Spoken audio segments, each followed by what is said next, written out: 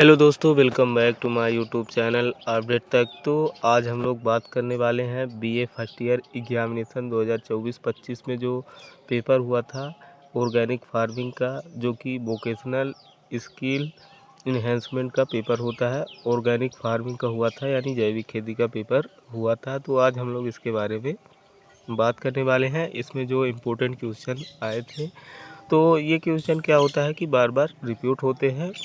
ये question paper Awadhesh Pratap Singh University से संबद्धता रखते हुए college Government SKN College Mauganj का है। तो चलिए हम लोग इसके इम्पोर्टेंट क्वेश्चन को देख लेते हैं। इसमें जो प्रश्न है वो सभी 3 खंडों में विभाजित है, यानी कि सेक्शन में है, सेक्शन ए, बी और सी में। तो हमें इसका ध्यान रखते हुए पेपर को सॉल्व करना है और आगे की तरफ बढ़ना है। तो सबसे पहले हमें अति लघु उत्तरीय प्रश्न सेक्शन ए में देखना है, यानी खंड आ में हमें अति लघु उत्तरीय प्रश्न को करना है। तो जो खंड आ यानी very short answer type question है, उसमें हमें 3 क्वेश्चन को करना है। 3 क्वेश्चन को हमें अटेंड करना है और प्रत्येक क्वेश्चन 2 नंबर का रहेगा। तो हमारा 6 नंबर यहाँ से निकल कर आ जाएगा। तो इसमें जो इम्पोर्टेंट क्वेश्चन है, इसमें पहला ये है कि निम्नलिखित में से किन 3 को परिभाषित करना है हमें, यानी कि हमें इन 3 को अच्छी तरह से परिभाषित करना है। तो पहला है गोबर की खाद, दूसरा है हरी खाद, और तीसरा है केचुए की खाद, और चौथा है सजीव बाढ़, और पाँचवा है इसी में खरपतवार। तो हमें क्या करना है कि हमें सबको याद कर लेना है, क्योंकि सभी जो है वो बहुत ही इम्पोर्टेंट है और हर परीक्षा में बार बार आते हैं। तो हमें इन सभी को याद कर लेना है, और प्रश्न आएगा तो हमें किसी भी 3 को लिख देना है। तो 3 को हमें लिखना है और हमें इन क्वेश्चन को बहुत ही अच्छे से तैयार कर लेना है, क्योंकि ये बहुत ही इम्पोर्टेंट है। अब हम लोग आ जाते हैं खंड बा यानी कि सेक्शन बी की ओर। इसमें लघु उत्तरीय प्रश्न होते हैं, जिसमें 6 प्रश्नों के उत्तर को हमें देना है। प्रत्येक प्रश्न जो है 6 नंबर का रहता है और शब्द सीमा 200 शब्दों की रहती है, यानी आप 200 शब्दों में जो क्वेश्चन का आंसर है उसे डायरेक्शन कर सकते हैं। तो इसको हम लोगों को बहुत ही अच्छी तरीके से तैयार करना है और इसको अच्छे से लिखना है, क्योंकि 36 नंबर का है ये।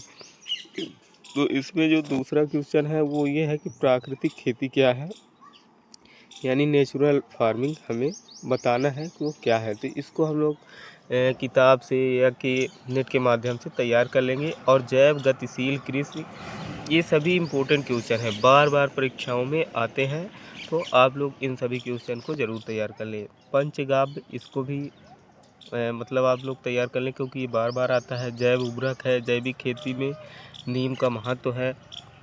और इसके जो आगे क्वेश्चन है, छठवां है जैविक खेती में नीम का महत्व, अंतर्वर्ती खेती, पशुपालन का जैविक कृषि में महत्व, पलवार का जैविक कृषि में महत्व, जैविक कृषि में कीट एवं रोग प्रबंधक।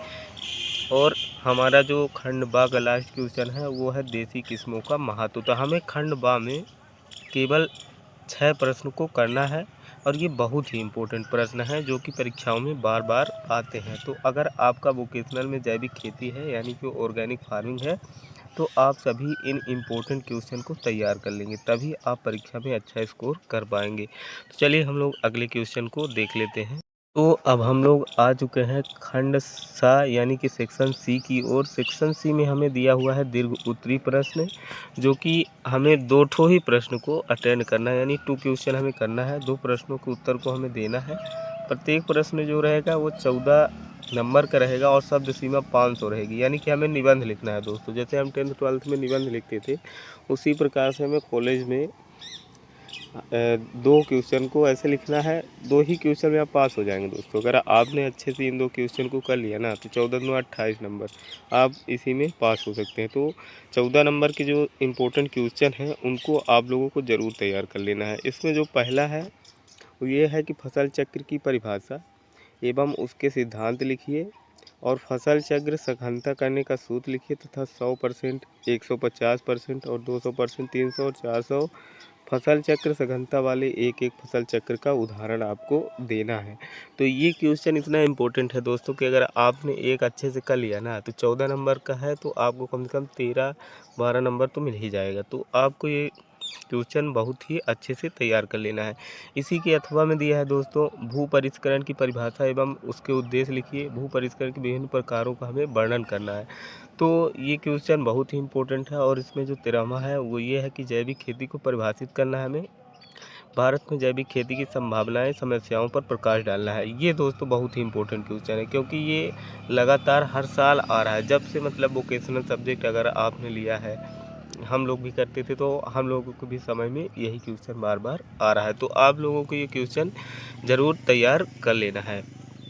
इसके अथवा में दिया है, पौध प्रसार से आप क्या समझते हैं, और जैविक खेती हेतु बीजों का चयन करते समय किन किन बटन का ध्यान रखना है। तो ये भी क्वेश्चन बहुत इंपॉर्टेंट है। इसी के अथवा में आता है, आप लोगों को इसमें कम से कम 4 हैं, तो 3 अगर आप याद करके जाते हैं, 14 नंबर के 2 क्वेश्चन आप बड़े अच्छे से करके आएंगे और इनको आप बहुत ही अच्छी तरीके से नंबर स्कोर करके आएंगे। तो आप लोग इन क्वेश्चन को बहुत ही अच्छी तरीके से तैयार कर लें, क्योंकि ये बहुत ही इंपॉर्टेंट क्वेश्चन है दोस्तों।